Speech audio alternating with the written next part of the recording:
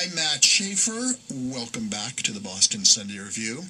Leaving harmful foods out of your diet and spirituality are the keys to living a higher quality of life, says Dr. Fred Bisci in his book, Your Healthy Journey. And Dr. Fred joins us here this morning on the Boston Sunday Review. Good morning. Good morning. How old are you? I'm 80 years old. I'll be 81 in October. You look terrific. Oh, thank you very much. You're a lifelong athlete. Yes, I am. And you credit diet and spirituality for your good health. Yes? Well, it's a big part of it, yes. It really is. And you invite readers to embark on their own healthy journey. Absolutely. I think it's very, very important, especially today, because the many people hearing about today that this country is in a crisis. And of course, most people are thinking about economics, but the real crisis that exists today in this country is a health crisis. We went in the last 5 years from being 15th in the world as far as health was concerned to being 41st. The healthcare system in this country, my personal opinion, that it's been a failure and it's getting progressively worse. More and more people are getting sicker and sicker. And I just saw something on television this morning that everybody that goes on dialysis, the main cause of people going on dialysis is diabetes. Lifestyle diseases are killing us. People are living longer, but the reason they're living longer because of medical intervention, but the quality of life is deteriorating rapidly. There's no reason that with the proper education and reversal of some of the things that people are being taught today, that we can't be healthy, vital, and alive to a very, very advanced age. I'm talking about being physically active, being able to dance, jump, do anything you want to do into our 80s and 90s. And you offer an alternative. Yes, I believe we have a very positive alternative. I've in the last 40-something odd years, I've probably seen a conservative estimate would be approximately about between 20 and 30,000 people. I've done a lot of research. I've been involved in a lot of research. I've done a lot of personal experimentation to find out where the truth was, to get past some of the traditional concept of how to be healthy. I've done a lot of different things. I was an athlete. I was brought up in a poor Italian family at the end of the Depression, so we didn't have very much to eat. I came a large family of 7 boys and 2 girls. We were basically, I believe we were good people, but we were tough. My brothers and I, we were tough, streetwise people that learned that we had to fend, be able to take care of ourselves.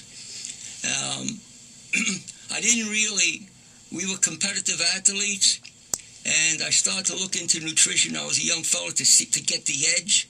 I wanted to get the edge and to get the most out of the gifts we had as athletes. And I found out as time went on, that I found out that the human body is really a very sophisticated biological organism. How you took care of it was critically important in your ability to perform as an athlete. No matter whether you was a boxer, a weightlifter, or a runner, it didn't really make any difference. And I found out as this progressed, I saw things change. You were able to handle stress on your body, like a blow to your body. You didn't really, the next day you weren't sore. Your mind was 100% sharper. You were much quicker in your reaction. And I saw that it was critically important that how you nourish your body and what you left out that would interfere with a healthy physiology to make your body as biologically efficient as you possibly could. It was actually more important than what you left out, because nourishing our bodies is not really that hard. But to learn to fully understand how the body really works in this chemistry based on what you leave out is really, it was the key to the ultimate performance in slowing our aging process. This is not a diet you stress in your book, Your Healthy Journey. It's a lifestyle. That's it. There's a distinct nutritional component Absolutely. To the lifestyle. And as you were saying, it's not what we put in, it's what we leave out. That's right, Matt. And the reason for that is if you're If you're into nutrition, the word nutrition could be very, very misleading. Today, everybody's taking supplements. Everybody's speaking about nutrition. There's many different approaches out there. People are seeing Dr. Raj out on television, who's doing a fabulous job because of who he is. He's starting to make people more aware that you have to follow a healthy lifestyle. This definitely is not a diet. History has shown to us that diets don't work. This is about a lifestyle change. This is about re-educating people to show them that we don't have to spend a lot of money on some of these supplements that really are not that effective.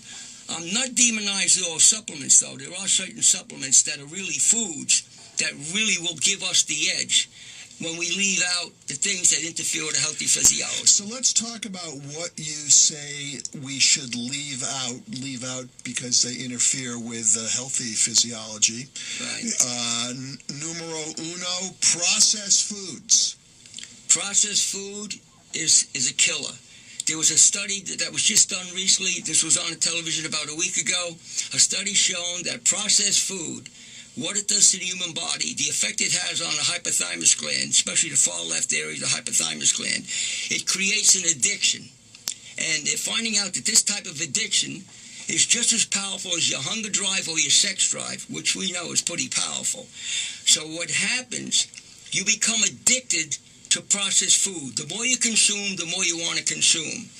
They're finding that this addiction is harder to break than drug addiction and alcohol addiction because you have to eat every single day. You're subconsciously making choices that you shouldn't be making. We don't realize that we're in the process of an addiction. Non-organic. You leave out.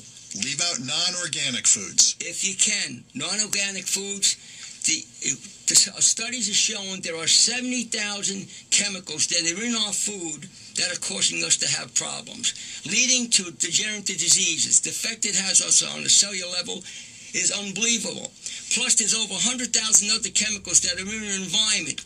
We're talking about 170,000 chemicals that we are exposed to.